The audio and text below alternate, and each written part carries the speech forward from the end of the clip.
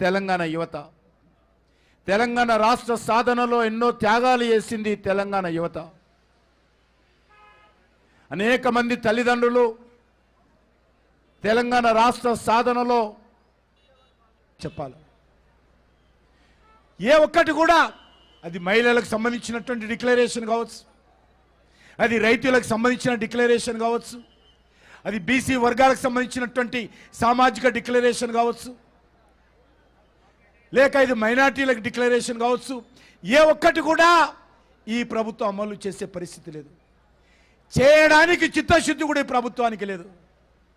ఎంతసేపు ఈ ప్రభుత్వము వాళ్ళ పార్టీలో ఉన్నటువంటి పోటీల కారణంగా ఈరోజు టీఆర్ఎస్ పార్టీ ఏ రకంగానైతే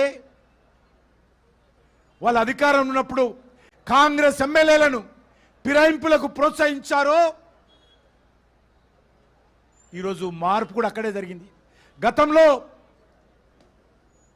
కాంగ్రెస్ ఎమ్మెల్యేలను టీఆర్ఎస్ పార్టీ ప్రోత్సహించి పార్టీలో చేర్చుకున్నది, అనైతికంగా ప్రోత్సహించి చేర్చుకున్నది.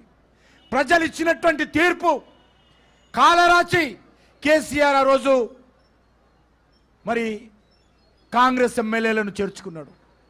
సరిగ్గా ఇదే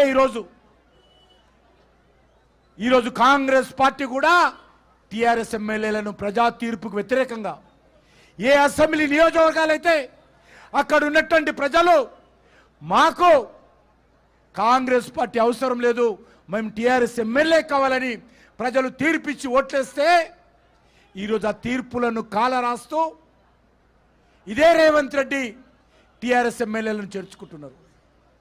అందుకే ఇక్కడ మార్పు రాలా. అదే రకమైనటువంటి మోసం, అదే రకమైనటువంటి ప్రజాస్వామ్యానికి చేస్తున్నటువంటి దగ, అదే రకమైనటువంటి నిరుద్యోగులకు చేస్తున్నటువంటి అన్యాయము ఈరోజు కాంగ్రెస్ పార్టీ వ్యవహారం చేస్తుందే తప్ప ఈ ప్రభుత్వంలో మార్పు రాలేదు. అందుకే ఈరోజు మార్పు కోసం కాంగ్రెస్ అన్నారు, కానీ తెలంగాణ ప్రజల జీవితాలలో మార్పు రాలేదు, పాలనలో మార్పు రాలేదు, దోపిడీలో మార్పు రాలేదు, పార్టీ ఫిరాయింపుల్లో మార్పు రాలేదు, అవినీతిలో మార్పు రాలేదు, అధికార దుర్వినియోగంలో మార్పు రాలేదు, అహంకారపూరితమైనటువంటి వ్యవహారంలో మార్పు రాలేదు, ఏ దాంట్లో కూడా మార్పు రాలేదు.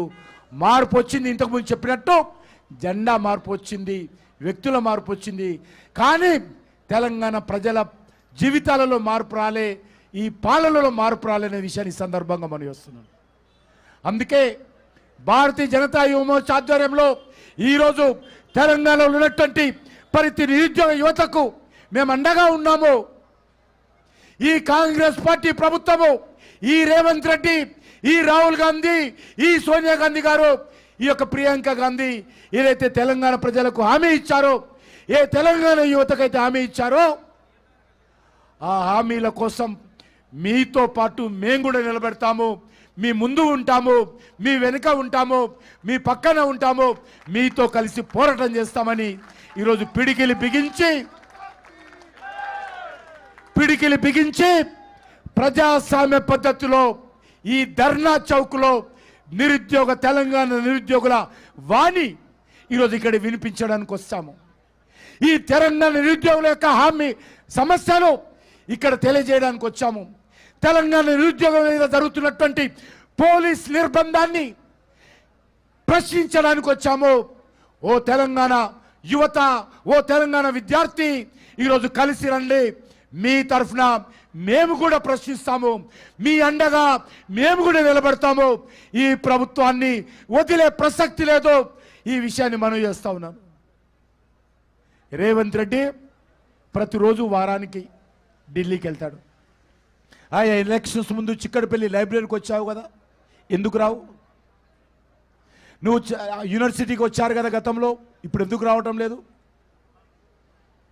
చాలా న్యాయమైనటువంటి కోరికలు. ఈరోజు నిరుద్యోగ యువకులు ఏ చిక్కడపల్లి లైబ్రరీ కన్నా కోచింగ్ చేసుకుంటారో వాళ్ళందరూ కలిశారు. సార్, నాది చాలా పేద కుటుంబము, ఎంతో కష్టపడి మా నాన్న అప్పులు చేసి